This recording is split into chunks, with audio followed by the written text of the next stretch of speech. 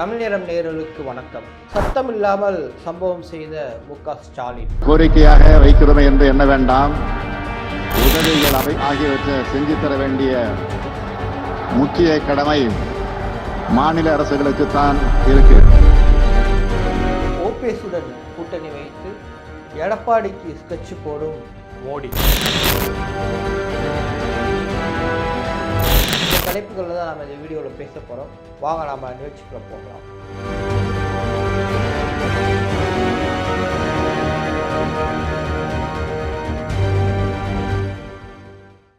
இந்திய பிரதமர் திரு நரேந்திர மோடி அவர்கள் இன்றைக்கு தமிழ்நாட்டுக்கு வந்திருக்கிறார். குறிப்பாக திருச்சியில் உள்ள பாரதிதாசன் பல்கலைக்கழகத்தில் பட்டமளிப்பு விழா மற்றும் திருச்சி விமான நிலையத்தில் ஒரு புதிய முனையத்தை தொடங்கி வைப்பதற்காக இன்று வந்திருக்கிறார். அது உட்பட பல்வேறு நலத்திட்ட உதவிகளையும் பல புதிய திட்டங்களையும் திரு நரேந்திர மோடி அவர்கள் இன்று தொடங்கி வைத்திருக்கிறார். இந்த நிகழ்வில் இது ஒரு அரசு முறை பயணம், இது கட்சி முறை பயணம் அல்ல. அதனால் அரசு முறை பயணம் அப்படிங்கிற அடிப்படையில் நம்முடைய தமிழ்நாட்டு முதலமைச்சர் திரு மு.க. ஸ்டாலின் அவர்கள், ஆளுநர் திரு ஆர்.என். ரவி அவர்கள், அப்புறமாக அமைச்சர்கள், எம்எல்ஏக்கள், மேயர் உள்ளிட்ட அரசு சார்ந்த அத்தனை நபர்களும் அந்த நிகழ்வில் கலந்து கொண்டார்கள்.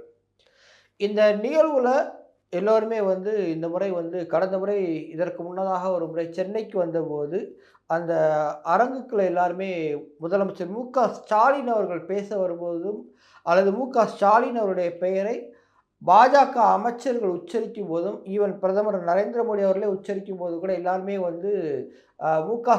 ஸ்டாலின் என்று பயங்கரமாக கூச்சலிட்டார்கள். இது ஒரு பேசு பொருளாக உருவானது.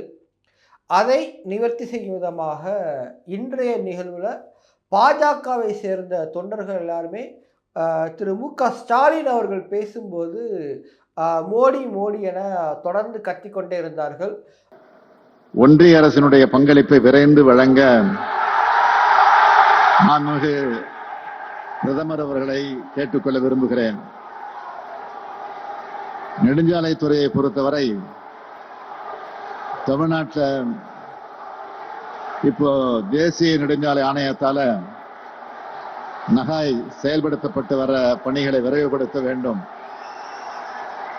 அது மட்டும் இல்லாமல் அதை தாண்டி பிரதமர் மோடி அவர்களே ஒரு கட்டத்தில் அமைதியாக இருங்க அப்படின்னு சொல்லக்கூடிய அளவு செய்கை காமித்து அமைதியாக இருங்க அப்படின்னு சொல்லுகிற அளவிற்கு அவர்கள் முதலமைச்சர் மு.க. ஸ்டாலின் அவர்களை பேச விடக்கூடாது என்ற ஒரு நோக்கத்தோடு தொடர்ச்சியாக கத்திக்கொண்டே இருந்தார்கள்.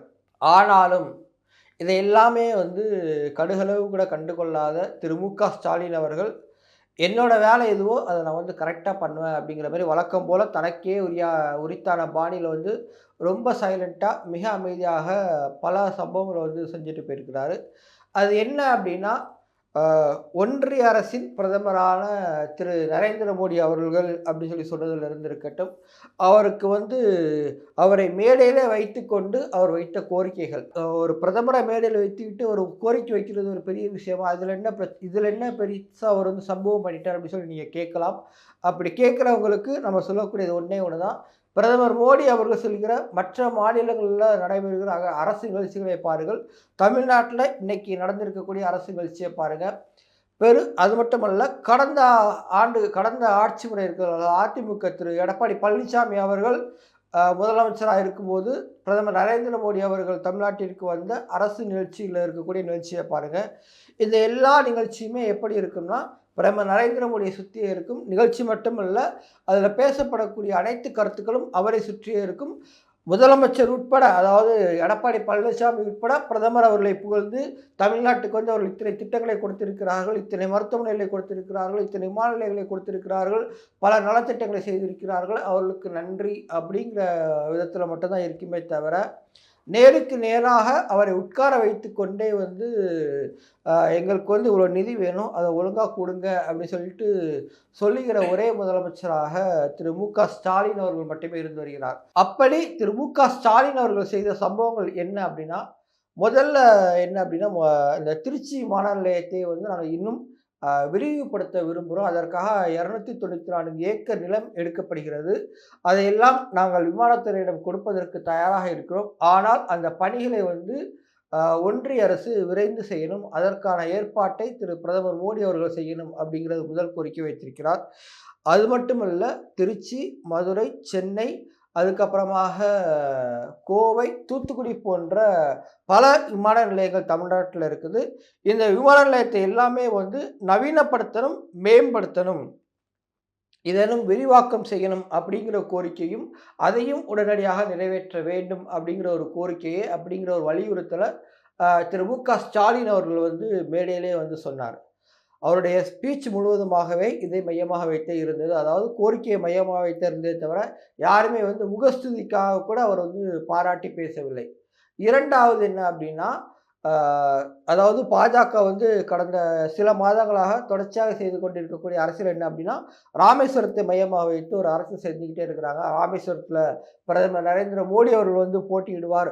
அது வந்து ராமரோட பூமி அப்படிங்கிற மாதிரியும், அது வந்து ஏதோ பாஜகவுக்கு எழுதி கொடுக்கப்பட்ட ஒரு மாவட்டம் அப்படிங்கிற மாதிரியும் கடந்த சில மாதங்களாக ஒரு பிம்பத்தை ஏற்படுத்த முயற்சி செய்து கொண்டிருக்கிறார்கள். அதற்கு ஆப்பு வைக்கிற மாதிரியாக திரு மு.க. ஸ்டாலின் அவர் என்ன சொன்னார் அப்படின்னா, ராமேஸ்வரம் மற்றும் கன்னியாகுமரி இந்த 2 இடங்களுக்கும் இந்திய மாநிலங்களிலிருந்தும் சரி, அல்லது வந்து உலக நாடுகளிலிருந்தும் வெளிநாட்டு பயணிகள், பிற மாநில சுற்றுலா பயணிகள்னா பல பேர் வந்து வந்துட்டு போறாங்க. குறிப்பாக ஆன்மீக சுற்றுலாவுக்கு வர்றாங்க ராமேஸ்வரத்துக்கு, கன்னியாகுமரிக்கு. அப்படி வருவதற்கு ஏதுவாக மதுரையில இருக்கக்கூடிய விமான நிலையத்தை நாங்க வந்து சர்வதேச விமான நிலையமாக, பன்னாட்டு விமான நிலையமாக தரம் உயர்த்துறதுக்கு ஏற்கனவே நாங்க வந்து கோரிக்கை வைத்திருக்கிறோம். தயவுசெய்து அத வந்து சீக்கிரம் நிறைவேற்றிக் கொடுங்க அப்படிங்கிற ஒரு கோரிக்கையும் திரு மு.க. ஸ்டாலின் அவர்கள் வைத்திருக்கிறார். அதற்கப்புறமாக சென்னை டு டோக்கியோவில் வந்து நேரடி ஒரு விமான பயணம் வந்து செய்யணும். இதன் மூலமாக பல்வேறு தொழில் வளர்ச்சி வந்து ஏற்படுவதற்கு வாய்ப்பு இருக்குது. எனவே வந்து அதையும் விரைவாக செய்து கொடுக்கணும் அப்படிங்கிற ஒரு கோரிக்கை வைத்திருக்கிறார்கள்.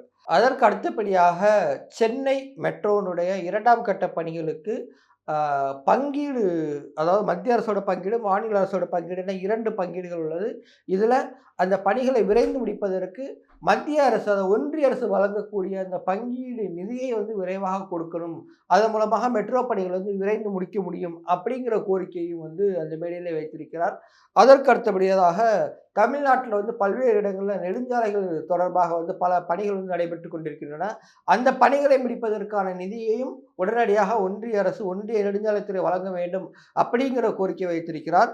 அதற்கு அடுத்தபடியாக மிக முக்கியமான கோரிக்கையா 2 கோரிக்கை இருக்கு. அது என்ன அப்படின்னா, இன்றைக்கு நடந்த திருச்சியில தான் அந்த கூட்டமே நடக்குது. அந்த திருச்சி மாவட்டத்தில, குறிப்பாக திருச்சியில இருக்கக்கூடிய எம்எஸ்எம்இ நிறுவனத்தில வந்து என்ன அப்படின்னா, அங்க திருச்சியில தான் பெல் நிறுவனம் அப்படிங்கிற ஒரு மத்திய அரசு நிறுவனம் இருக்குது. அந்த பெல் நிறுவனத்துக்கு தேவையான உதிரி பாகங்கள் எல்லாமே வந்து அந்த திருச்சியில இருக்கக்கூடிய எம்எஸ்எம்இ, அதாவது சிறு மற்றும் குறு தொழில் நிறுவனம் அதாவது செஞ்சு குடுப்பாங்க. ஆனால் கடந்த சில மாதங்களாக பெல் நிறுவனத்திலிருந்து அதற்கான கேட்பானை வந்து வழங்கப்படல. திடீர்னு அத வந்து நிறுத்திட்டாங்க. இந்த சிறு குறு தொழில் நிறுவனங்களிலிருந்து உதிரி பாகங்கள வாங்குவதை அந்த பெல் நிறுவனம் நிறுத்திவிட்டது. அதற்கான கேட்பானையை நிறுத்திவிட்டது. இதனால திருச்சி மாவட்டத்தில, அந்த திருச்சியில இருக்கக்கூடிய அந்த தொழில் வந்து பயங்கரமா பாதிக்கப்பட்டிருக்கிறது. இதனால அந்த தொழில் நிறுவனங்களும் அதன் மூலமா கிடைக்கக்கூடிய வருமானமும் வந்து பாதிக்கப்பட்டு, வியாபாரிகள், தொழிலதிபர்கள்லாம் பயங்கரமா பாதிக்கப்பட்டிருக்கிறாங்க. எனவே வந்து மீண்டும் அந்த கேட்பானை வந்து உடனடியாக வழங்கி, இங்க திருச்சியிலே இருக்கக்கூடிய எம்எஸ்எம்இ நிறுவனத்திலிருந்து பெல் நிறுவனத்துக்கு வந்து உதிரி பாகங்கள் வந்து வாங்கப்பட வேண்டும் அப்படிங்கிற ஒரு கோரிக்கையும் முதலமைச்சர் திரு மு.க. ஸ்டாலின் அவர்கள் வைத்திருக்கிறார்கள். இறுதியாக என்ன கோரிக்கை அப்படின்னா, மிக முக்கியமானது. கடந்த டிசம்பர் மாதம் தமிழ்நாட்டில சென்னை, திருவள்ளூர், காஞ்சிபுரம், அப்புறம் வந்து செங்கல்பட்டு, அது போக தென்காசி, திருநெல்வேலி, தூத்துக்குடி, கன்னியாகுமரி மாவட்டங்களில் ஏற்பட்ட பெருமழை, பெருவெள்ளம், இதற்கு பாதிக்கப்பட்ட மக்களுக்கு வழங்கப்படக்கூடிய வெள்ள நிவாரண நிதி, குறிப்பாக தேசிய பேரிடர் நிதி, அந்த தேசிய பேரிடர் நிதி மூலமாக வழங்கக்கூடிய நிவாரண நிதியையும் உடனடியாக வழங்க வேண்டும். இதன் மூலமாக வெள்ளத்தால், மழையினால் பாதிக்கப்பட்ட மக்களுக்கு செய்யப்படக்கூடிய அந்த நிவாரண உதவிகள் வந்து இன்னும் விரைந்தும் பல இதனால் பாதிக்கப்பட்ட, குறிப்பாக அந்த தொழில் செய்வாங்கள்ல, அந்த விவசாயம் செய்கிறவங்க, ஆடு மாடு வளர்க்குறவங்க, இப்படின்னா பல பேர் வந்து பாதிக்கப்பட்டிருக்கிறாங்க. அவங்களுக்கு செய்யக்கூடிய பல வளர்ச்சி பணிகள் வந்து இதன் மூலமா தடைபட்டிருக்குது. எனவே அந்த நிதியை உடனடியாக வழங்க வேண்டும் அப்படிங்கிற ஒரு கோரிக்கையும் வந்து முதலமைச்சர் திரு மு.க. ஸ்டாலின் அவர்கள் நேரடியாக நேருக்கு நேர் மேடையிலேயே வந்து பிரதமர் நரேந்திர மோடியிடம் வைத்திருக்கிறார். இதையெல்லாம் சொல்லி முடித்துவிட்டு இறுதியாக ஒன்று சொன்னார். நான் தொடர்ச்சியாக கோரிக்கையாக கேட்டுட்டு இருக்கிறேன் அப்படிங்கிறனால யாரும் தப்பா எடுத்துக்க வேண்டாம். இது வந்து தமிழ்நாட்டு மக்களுக்காகவும், தமிழ்நாட்டு மக்களுடைய நலனுக்காகவும், மாநில உரிமையை நிலைநாட்டுறதுக்காகவும் தான் இந்த கோரிக்கைகள் எல்லாமே தவிர, அரசியல் பேசுறதுக்காகவோ, இல்ல அரசியல் செய்வதற்காகவோ இந்த நான் கோரிக்கைகளை வைக்கல அப்படிங்கிறதையும், தன்னுடைய நிலைப்பாட்டையும் வந்து திரு மு.க. ஸ்டாலின் அவர்கள் வெளிப்படையாக அதை வந்து மக்கள்கிட்ட வந்து புரிய வைத்திருக்கிறார். தொடர்ந்து கோரிக்கையாக வைக்கிறோமே என்று எண்ண வேண்டாம். பறந்து விரிந்த இந்திய பெருநாட்டில் கோடிக்கணக்கான மக்களுக்கு நெருக்கமாக இருந்து கல்வி, மருத்துவம், அவசிய தேவைகள், உதவிகள் ஆகியவற்றை செஞ்சு தர வேண்டிய முக்கிய கடமை மாநில அரசுகளுக்குத்தான் இருக்கு. மாநிலத்துக்காக கோரிக்கை வைக்கிறதும், மாநில உரிமைகளை நிலைநாட்டுறதும் அங்கே வாழுற மக்களோட கோரிக்கைகள் தானே தவிர அவை அரசியல் முழக்கங்கள் அல்ல. அந்த வகையில தமிழ்நாடு அரசின் கோரிக்கைக்கு மாண்புமிகு பிரதமர் அவர்கள் நிச்சயமாக நிறைவேற்றி தருவார் என நான் நம்புகிறேன். இது ஒரு பக்கம் இருக்கிற இன்னொரு சைடு என்ன அப்படின்னா, அங்கே இருக்கக்கூடிய அந்த பிரதமர் வருகையில் நடந்திருக்கக்கூடிய அரசியல். பிரதமர் வருகையில் என்ன அரசியல் அப்படின்னா, இங்கே திமுக சைடில் எந்த பிரச்சனையும் இல்லை. ஆனால் அதிமுக சைடு அப்படின்னு சொல்லி எடுத்துக்கிட்டோம் அப்படின்னா, எடப்பாடி பழனிசாமி அவர்கள், அதற்கப்புறமாக பன்னீர்செல்வம் அவர்கள். கடந்த முறை வரைக்கும் பிரதமர் நரேந்திர மோடி அவர்களோ அல்லது அமித்ஷா அவர்களோ யார் சென்னைக்கு வந்தாலும், தமிழ்நாட்டிற்கு வந்தாலும் முதலாவதாக வந்து வரவேற்கக்கூடியது யார் என்றால், ஒன்று எடப்பாடி பழனிசாமி, இன்னொன்று பன்னீர்செல்வம் அவர்கள்.